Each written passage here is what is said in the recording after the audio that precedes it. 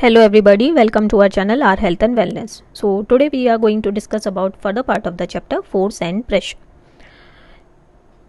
जब एक ऑब्जेक्ट का दूसरे ऑब्जेक्ट से इंटरेक्शन होता है तो उसका रिजल्ट क्या होता है? उसका रिजल्ट होता है कि दो ऑब्जेक्ट्स के बीच में एक फोर्स का एप्लीकेशन होता है। दूसरे शब्दों में कहें तो फोर्स तभी अराइज होती है जब दो ऑब्जेक्ट्स के बीच में इंटरेक्शन होता है। फोर्स तभी अपना इफेक्ट दिखाती है जब कोई भी दो ऑब्जेक्ट्स आपस में इंटरेक्ट करते हैं। अगर दो ऑब्जेक्ट्स के बीच में कोई भी इंटरेक्शन नहीं होगा तो कोई भी फोर्स अपना इफेक्ट नहीं दिखा पाएगी। अब इनको कुछ एग्जाम्पल्स से समझते हैं। सपोज करते हैं एक मैन है और वो एक स्टेशनरी कार के पीछे खड़ा है। अब कार भी स्टेशनरी मोड पर है और मैन भी स्टेशनरी मोड पर है। क्योंकि कोई इंटरेक्शन नहीं हो पा रहा है मैन और कार के बीच में, तो कार पर कोई भी फोर्स एक्ट नहीं कर पा रही है और कार मूव नहीं कर पा रही है। अब हम सपोज करेंगे कि मैन कार को पुश करता है अपने हाथों से, जिसकी वजह से कार आगे मूव करना शुरू कर देती है। तो जब मैन कार को पुश करता है, अपने से दूर ले जाता है, तो एक इंटरेक्शन होता है between man and the car. जब ये इंटरेक्शन हो रहा होता है तो एक फोर्स अराइज होती है जो कार पर एक्ट करती है और उसे जो आपका डायरेक्शन है, जो फोर्स का एप्लीकेशन का डायरेक्शन है, वो कार उसी डायरेक्शन में मूव करती है। तो अगर हमें कार को मूव करवाना है तो मैन को पुश करना होगा कार को। यहाँ पर क्या हो रहा है, दो ऑब्जेक्ट्स का इंटरेक्शन हो रहा है, फोर्स का एप्लीकेशन हो रहा है और फोर्स अपना इफेक्ट दिखा रही है in the form of movement. तो इस एग्जाम्पल से हम ये समझ सकते हैं कि जब आप फोर्स अप्लाई करते हैं स्टेशनरी कार पे तो वो कार आगे की तरफ मूव करती है। अब दूसरी चीज़ आ जाती है कि अगर दोनों ही ऑब्जेक्ट एक दूसरे पर फोर्स अप्लाई कर सकते हैं तो दोनों के बीच का इंटरेक्शन पुश भी हो सकता है, पुल भी हो सकता है। सपोज करते हैं कि टू बॉयज़ हैं, एक दूसरे पर फोर्स अप्लाई कर रहे हैं बाय पुशिंग ईच अदर। दूसरा एग्जाम्पल है जिसमें मैन और काऊ का, जिसमें क्या है, ये दोनों आपस में इंटरेक्ट कर रहे हैं। मैन और काऊ दोनों एक दूसरे पर फोर्स अप्लाई कर रहे हैं, एक दूसरे को पुल करने की कोशिश कर रहे हैं। मैन अपनी तरफ पुल करने की कोशिश कर रहा है, काऊ अपनी तरफ पुल करने की कोशिश कर रही है।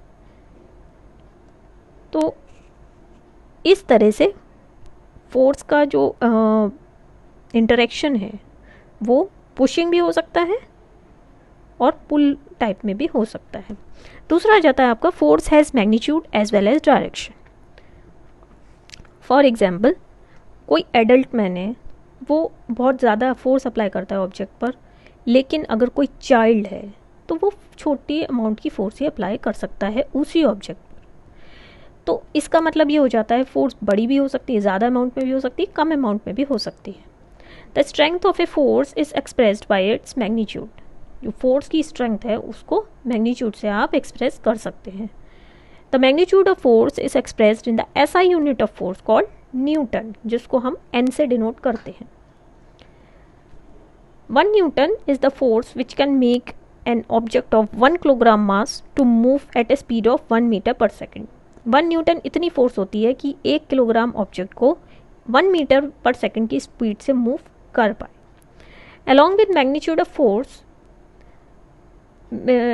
के मैग्नीट्यूड के साथ हमें फोर्स की डायरेक्शन भी स्पेसिफाई करनी चाहिए, क्योंकि अगर मैग्नीट्यूड या डायरेक्शन ऑफ फोर्स चेंज हो जाती है तो जो फोर्स का इफेक्ट है वो भी चेंज हो जाता है। उसको हम आगे एग्जाम्पल से समझते हैं। जब दो तरह की फोर्स एक ही ऑब्जेक्ट पर एक्ट करती हैं तो दो तरह के केसेस हो सकते हैं। या तो फोर्सेस सेम डायरेक्शन पर एक्ट करेंगी या फोर्सेस ऑपोजिट डायरेक्शन पर एक्ट करेंगी। केस 1 समझते हैं। If the two forces applied to an object act in the same direction. दो फोर्सेस अगर सेम डायरेक्शन पर एक्ट करती हैं तो resultant force on the object is equal to the sum of the two forces. मतलब अगर दो forces एक ही ऑब्जेक्ट पर सेम डायरेक्शन पे एक्ट कर रही हैं तो जो रिजल्टेंट फोर्स होगी वो दोनों फोर्सेस का सम होगी, उसको एड अप करना है। दूसरे शब्दों में बात करें तो दो फोर्सेस एक ही डायरेक्शन में एक्ट करती हैं तो जो इफेक्टिव मैग्नीट्यूड है वो बढ़ जाता है। सपोज करते हैं इसको एक एग्जांपल से समझते हैं। एक हैवी बॉक्स है और एक इंडिविजुअल उसको बहुत मेहनत से उसे पुश कर रहा है। अब अगर इसी बॉक्स को 2 मैन पुश करते हैं, सेम डायरेक्शन में पुश करते हैं, तो बहुत आसान हो जाता है हैवी बॉक्स को पुश करना, क्योंकि जब 2 मैन अप्लाई करते हैं पुश की फोर्स एक ही डायरेक्शन में, तो दोनों फोर्सेस ऐड अप हो जाती हैं और एक बड़ी फोर्स क्रिएट हो जाती है, और ये बड़ी फोर्स हैवी बॉक्स को बहुत आसानी से मूव कर देती है। अब सेकंड केस समझते हैं।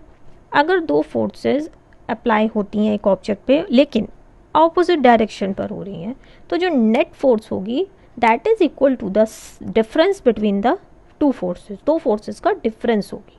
इसको एक एग्जांपल से समझते हैं। जैसे कोई हैवी बॉक्स है, ग्राउंड पे खड़ा है, 2 मैन उसको पुश कर रहे हैं, लेकिन ऑपोजिट डायरेक्शन से। एक उसे लेफ्ट साइड से पुश कर रहा है, दूसरा उसे राइट साइड से पुश कर रहा है।